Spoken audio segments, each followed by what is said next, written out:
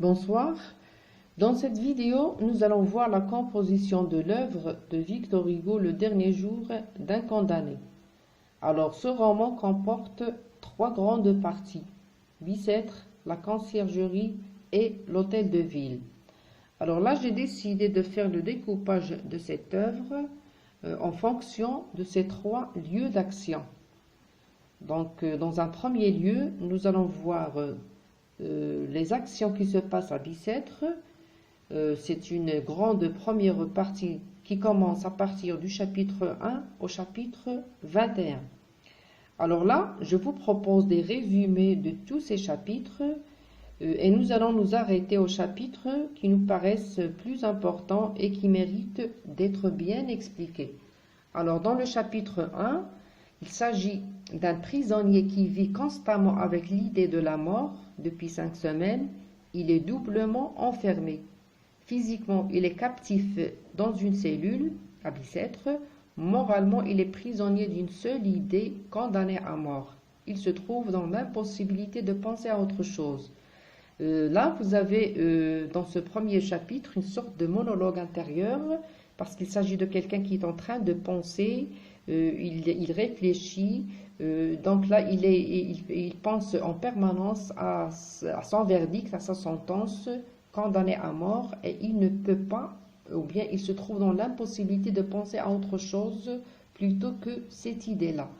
Dans le chapitre 2, de sa cellule, le narrateur se souvient de son procès et sa condamnation à mort. Il relate les circonstances de son procès et sa réaction au verdict fatal. Donc là, c'est un chapitre du procès, c'est-à-dire là, vous avez le retour en arrière, et à travers ce chapitre, on nous raconte les circonstances du procès du condamné à mort. Donc le narrateur s'enferme dans l'angoisse et la souffrance morale. Donc là, vous avez une phrase qui le témoigne.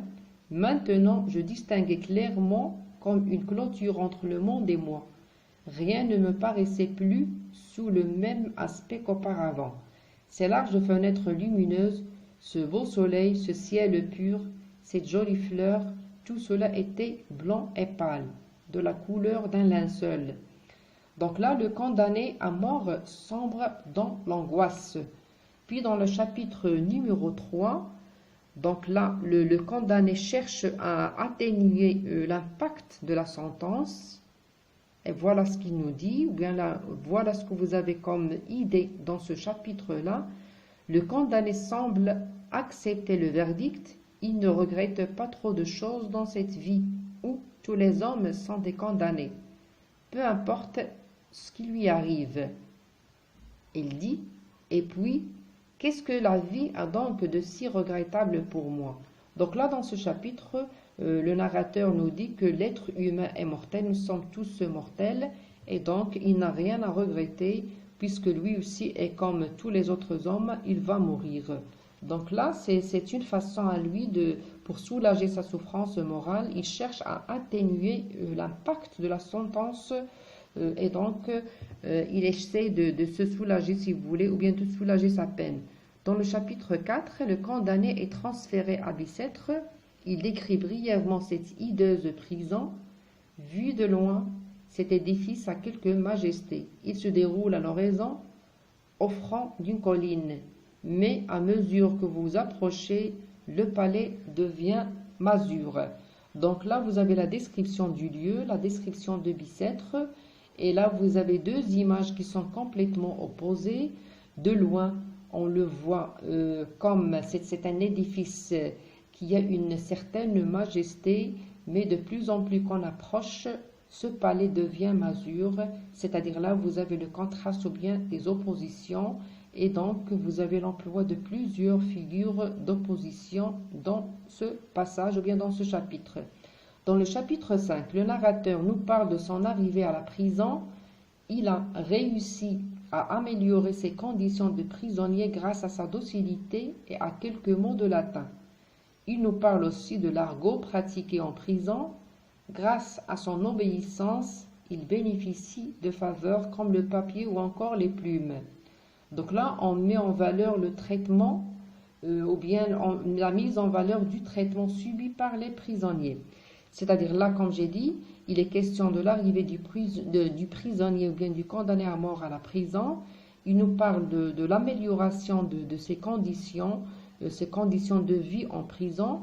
Donc, il va finir par avoir du papier et des plumes pour qu'il puisse écrire tout simplement, parce que l'écriture pour lui, c'est une échappatoire. Elle va lui permettre d'échapper à sa situation, si vous voulez. Puis, toujours dans le même chapitre, il nous parle de son apprentissage de l'art gothique. Là, il dit, ou bien vous avez cette phrase qui montre que le condamné à mort n'est pas un prisonnier ordinaire, c'est quelqu'un qui est éduqué, c'est quelqu'un qui est bien instruit. Donc là, il nous dit, je suis raffiné par l'éducation.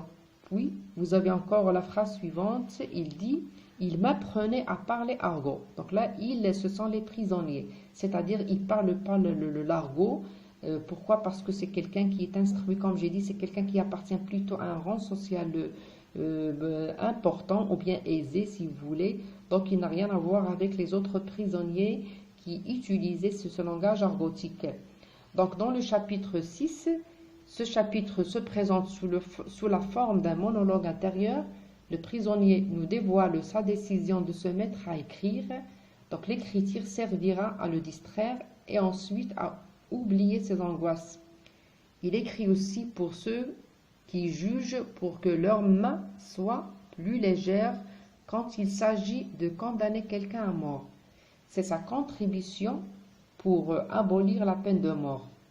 Donc là, vous avez les traces du narrateur personnage. Ces feuilles les tremperont. Publiées peut-être un jour, elles arrêteront quelques moments sur leur esprit, sur les souffrances de l'esprit. Horreur et pitié des lois faites ainsi. Alors là, dans ce chapitre, le condamné impuissant, il vit toujours dans la torture morale, et pour éviter de penser à sa situation, donc là, il décide d'écrire parce que l'écriture, ça va être pour lui un moyen d'échapper à la souffrance, à la torture morale. Donc l'écriture va lui permettre d'atténuer sa souffrance, et en même temps, il dit que c'est un moyen qui va pousser les juges à réfléchir. Cela permettrait à la prise de conscience, si vous voulez, collective du caractère barbare de la peine de mort, et donc abolir cette peine, c'est-à-dire ce chapitre a plutôt une double visée, ou bien l'écriture a une double visée. C'est inciter à agir, à abolir la peine de mort, et en même temps c'est atténuer la souffrance du narrateur. Puis vous avez le chapitre numéro 8, ou bien plutôt 7. Le narrateur s'attarde sur sa situation, espère qu'on s'intéressait un jour à son cas, mais l'idée de sa condamnation continue de l'obséder et de le torturer. Chapitre 8, donc là vous avez comme contenu le jeune condamné compte le temps qui lui reste à vivre, 6 semaines dont il a déjà passé 5 ou même 6. Il lui reste presque rien. Puis vous avez le chapitre 9, notre jeune condamné vient de faire son testament, il pense aux personnes qu'il laissera derrière lui, sa mère, sa femme et sa petite-fille.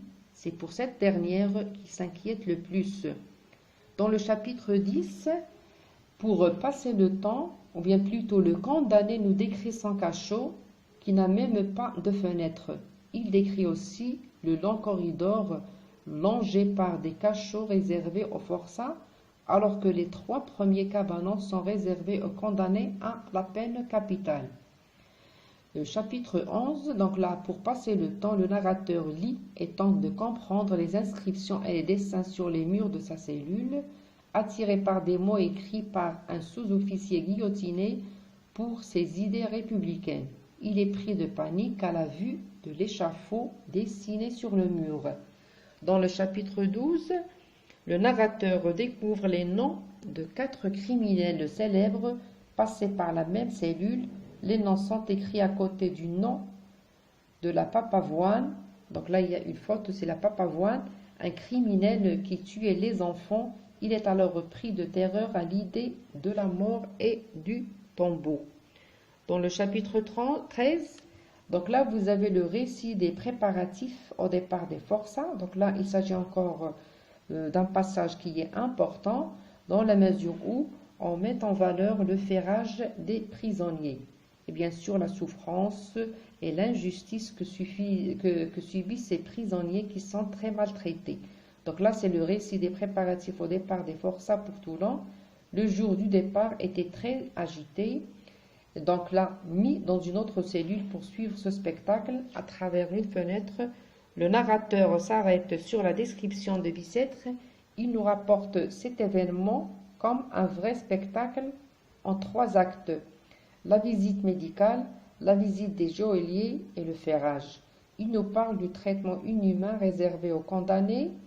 Ce spectacle désolant le rend enragé. Il tente de s'enfuir, mais il n'arrive pas. Il tombe alors et s'évanouit. Alors là, la scène de ce ferrage se passe comme un spectacle. Ce spectacle étrange, le narrateur le trouve comme une tragédie. Donc le narrateur contemple avec terreur et pitié ce spectacle de ferrage. Et le serment, ou bien plutôt la scène du ferment, est relatée en détail pour en mettre, ou bien pour en montrer toute la barbarie et l'absurdité de ce mauvais traitement, ou bien du mauvais traitement que subissent les prisonniers.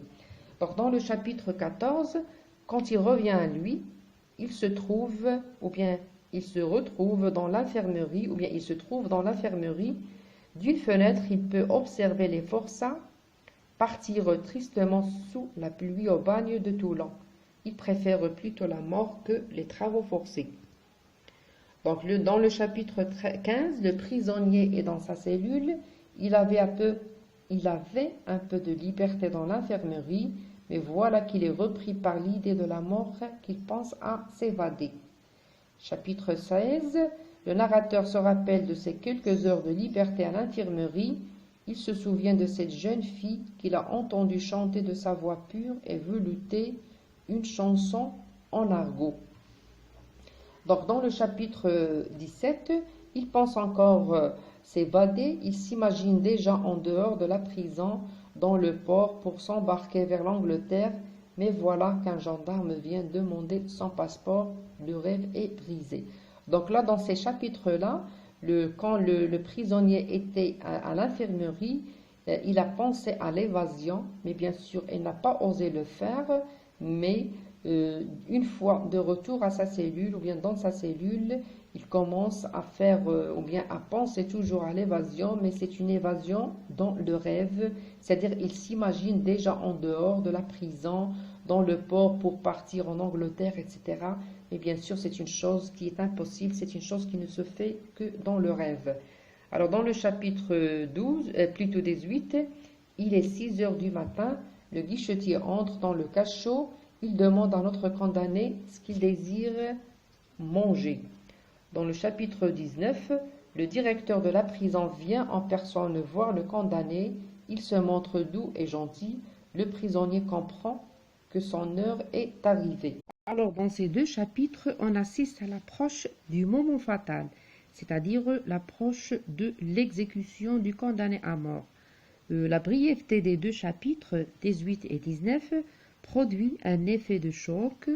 La montée de l'angoisse est perceptible dans la juxtaposition des 2 chapitres. Là, les sentiments éprouvés par le narrateur personnage, c'est l'anxiété, c'est l'angoisse et le désespoir. Il y a le directeur de la prison qui appelle le condamné monsieur. Donc, il lui demande si son séjour s'est bien passé, comme s'il était dans un hôtel et non pas dans une prison. Donc là, il faut noter l'emploi du temps ironique. Bien sûr, là, c'est le désespoir du condamné. Pourquoi? Parce qu'il sait maintenant que son heure approche. Donc, dans le chapitre numéro 20, le narrateur pense à son geôlier, à la prison qu'il trouve partout autour de lui, dans les murs, dans les guichetiers. Le dernier chapitre de cette grande première partie, le condamné reçoit 2 visites, d'abord celle du prêtre, puis celle de l'huissier. Ce dernier vient lui annoncer que le pouvoir de cassation est rejeté et que son exécution aura lieu le jour même, place de grève. Il reviendra le chercher dans 1 heure. Donc là, c'est le désespoir du condamné, parce que là, il comprend que c'est fini pour lui, ça va être l'exécution, et donc il n'a plus qu'aucun espoir pour échapper à la mort. Puis après, le chapitre 22, donc là, c'est le transfert à la conciergerie. Donc le prisonnier est transféré à la conciergerie. Il nous conte le voyage et sa discussion avec le prêtre et l'huissier. Pendant le trajet, il se montre peu bavard et paraît plutôt pensif. À 8h30, il est déjà devant la cour. Donc là, à partir de ce chapitre-là, c'est déjà le début de la deuxième grande partie et ça va être notre deuxième vidéo. En attendant donc, je vous souhaite une très bonne chance et à très bientôt.